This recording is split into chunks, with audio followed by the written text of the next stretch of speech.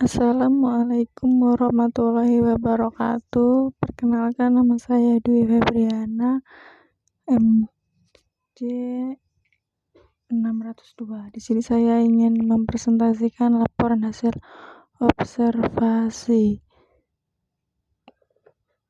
mata kuliah Business Communication. Yang pertama yaitu ada daftar isi. Daftar isi ini merupakan profil singkat perusahaan, struktur organisasi, gambaran pola komunikasi, hasil analisa, kesimpulan dan saran, serta lampiran. Gambar singkat perusahaan. PT Apparel One Indonesia. PT Apparel One Indonesia berdiri sejak 19 Agustus 2011 di Semarang, Jawa Tengah, Indonesia. AOI berada dalam naungan BBI Group dan didukung penuh Triputra Group. AOI merupakan perusahaan joint venture antara BBI Group dengan Liberty Group atau di Thailand. Apparel One Indonesia memulai bisnis dengan 5 lini produksi pada tahun 2011 dengan fokus produksi pada sportswear and fashion dengan order dari Adidas Jerman yang beralamat di kawasan Bukti Bawana Teknopark Blok B5 KITW Jalan Raya Semarang Kendal kilometer 12 Semarang, Jawa Tengah, dengan nomor tertera di dokumen serta website www.aoi.co.id. Struktur organisasi PT Apparel One Indonesia yang dipimpin oleh direktur. Lalu di direktur itu ada bawahan yaitu general manager. Di bawah general manager ada operational manager dan di bawah operational manager ada departemen manager. Direktur adalah seseorang yang ditunjuk untuk memimpin suatu lembaga perusahaan pemerintah, swasta, atau lembaga pendidikan politeknik. Kepemimpinan lembaga perusahaan yang kemudian disebut instansi perseroan terbatas dipimpin oleh direktur. General manager adalah seseorang yang memimpin beberapa unit manajemen. Tugasnya memimpin beberapa atau seluruh manajer fungsional sehingga memiliki beberapa tanggung jawab terhadap seluruh bagian manajemen di perusahaan. Operational manager adalah area bisnis yang berfokus pada proses produksi serta memastikan pemeliharaan dan perkembangan berlangsung secara efektif dan efisien. Seorang manajer operasi bertanggung jawab mengelola proses mengubah input menjadi output. Departemen sendiri yaitu adalah manajer yang bekerja pada tiap divisi. Gambaran pola komunikasi PT Apparel One Indonesia. Pola komunikasi ke bawah. Komunikasi ini merupakan komunikasi yang biasanya terjalin di antara manajer kepada karyawannya. Komunikasi ini digunakan kepala produksi untuk dapat menentukan tujuan, memberikan perintah mengenai tugas dan pekerjaan, memberikan informasi kepada karyawannya mengenai kebijakan dan prosedur di PT Apparel One Indonesia. Terdapat line yang menjalin koordinasi komunikasi Indonesia melalui via WhatsApp Group dengan admin grup adalah Eka, jabatannya sebagai admin Sewing, dan Reni, jabatannya sebagai GL atau Group Leader Swing. Total anggota grup ada 45 peserta. WhatsApp Group Tim Strongline 7 ini dibuat oleh Eka, admin Sewing pada 2 September 2018.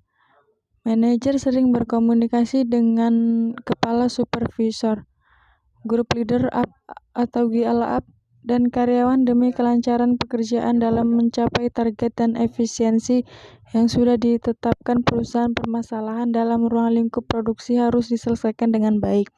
Pola komunikasi yang ada antara atasan dan bawahan akan membuat suasana kerja berjalan dengan baik dan komunikasi yang terjalin antara atasan dan bawahan juga berkembang harmonis. Di era pandemi, komunikasi di lingkungan perusahaan lebih sering menggunakan media WhatsApp Group karena lebih efektif untuk berinteraksi dengan seluruh karyawan di perusahaan. Pola komunikasi ke atas. Komunikasi ke atas atau upward communication yaitu komunikasi yang bertujuan untuk memberikan feedback kepada para atasan. Komunikasi ini digunakan oleh para karyawan untuk melaporkan perkembangan mengenai pekerjaan dan menyampaikan permasalahan yang sedang dialami oleh para karyawan. Para atasan juga saat tergantung akan informasi-informasi yang diterima dari karyawan sehingga perusahaan dapat terus berkembang. Di PT Aprol One Indonesia Semarang, pimpinan memberikan kontribusi yang bagus pada perusahaan. Misalnya selalu memberikan pengarahan, sikap kejujuran, kreativitas yang diberikan kepada karyawan.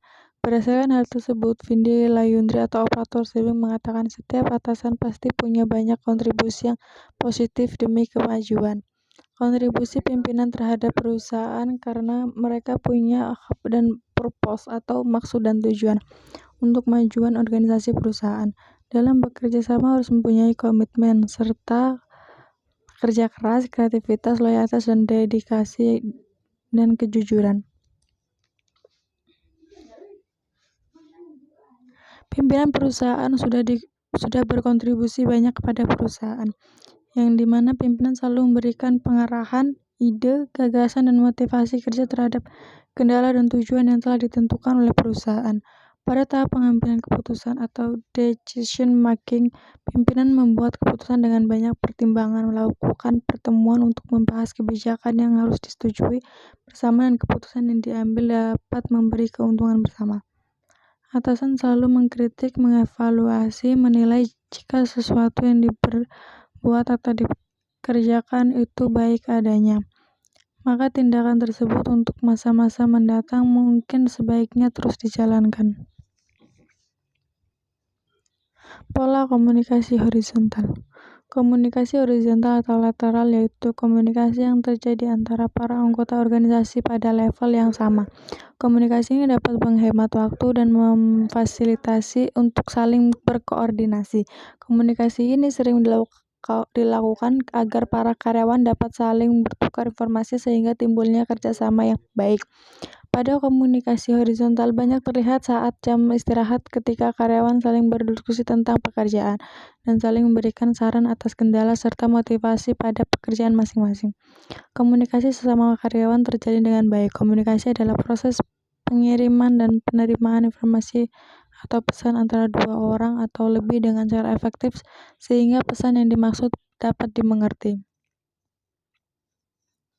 Komunikasi tidak hanya sekedar proses bertukar informasi antara komunikator dan komunikan. Kelancaran komunikasi di dunia kerja dapat sangat membantu proses kerja itu sendiri dan tentunya akan memberikan banyak manfaat bagi tim. Tidak sekedar hard skill, soft skill seperti kemampuan berkomunikasi dengan baik dapat menjadi aset baik bagi perusahaan maupun diri sendiri. Komunikasi sangat berperan dalam memelihara hubungan kerja yang kuat di semua tingkat dan level perusahaan. Alasan mengapa komunikasi sesama karyawan itu penting karena untuk meningkatkan team building, menghargai perbedaan dan toleransi, peningkatan produktivitas, memudahkan memahami karakter seseorang, menyelesaikan suatu konflik, meningkatkan motivasi, mengembangkan inovasi.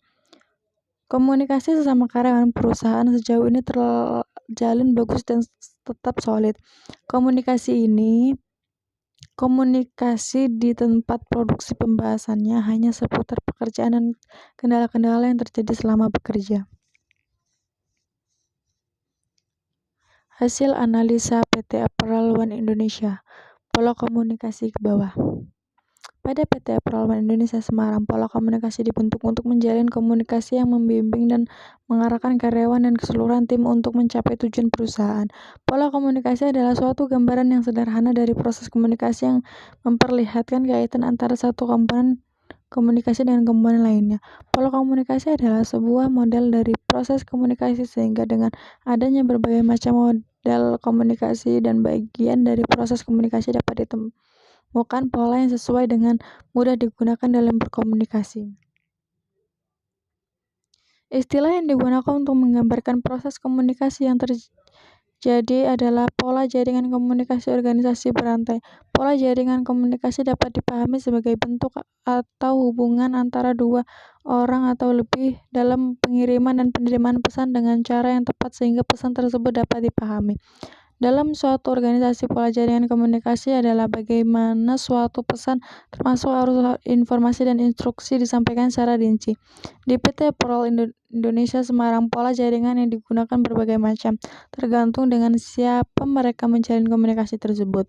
Jika atasan dengan kebawahan memberi arahan dan semangat kerja yang bagus, pola jaringan komunikasi di perusahaan menggunakan pola jaringan rantai, yaitu semacam pola sistem arus ke bawah dengan menganut hubungan garis lurus tanpa terjadi penyaringan.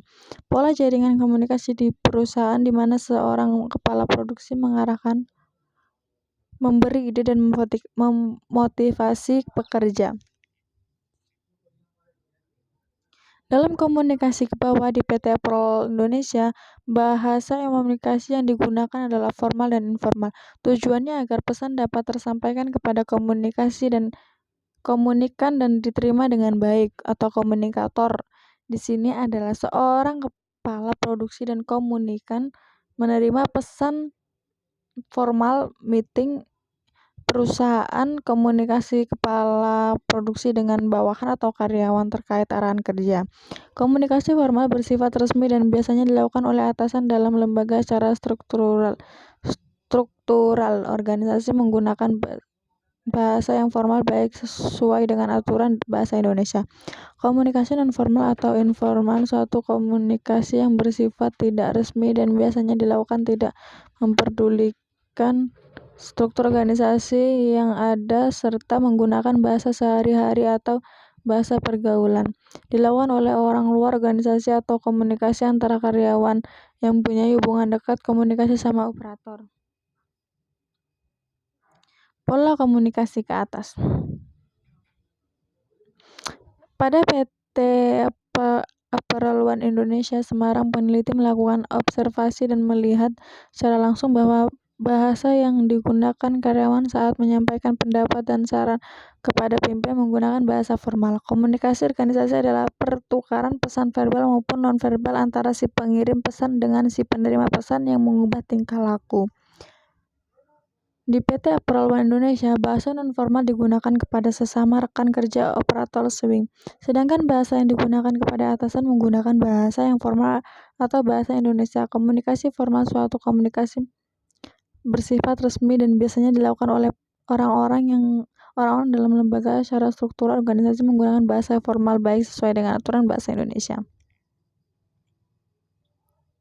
Komunikasi non-formal atau informal, suatu komunikasi yang bersifat tidak resmi dan biasanya dilakukan tidak memperdulikan struktur organisasi yang ada serta menggunakan bahasa sehari-hari atau bahasa pergaulan, bahasa Jawa sesuai dialek asal. Pada umumnya, komunikasi informal dilakukan oleh orang di luar organisasi dan komunikasi antar orang yang berhubungan dekat, misalnya komunikasi kerabat kerja yang sudah akrab, komunikasi di luar organisasi. Pola komunikasi horizontal. Komunikasi horizontal sangat penting untuk menjaga kestabilan pekerjaan yang dijalani di mana sesama karyawan saling berkomunikasi jika menemukan masalah atau kendala dalam pekerjaan. Hal tersebut juga sebagai dasar untuk menjaga hubungan baik antar sesama divisi. Wawancara ini dilakukan untuk mengetahui perilaku pentingnya komunikasi pemimpin dengan karyawan. Kesimpulan dan saran. Kesimpulannya yaitu pola komunikasi ke bawah yang dilakukan yaitu pola komunikasi rantai. Karyawan berinteraksi dengan pimpinan harus melalui media WhatsApp group.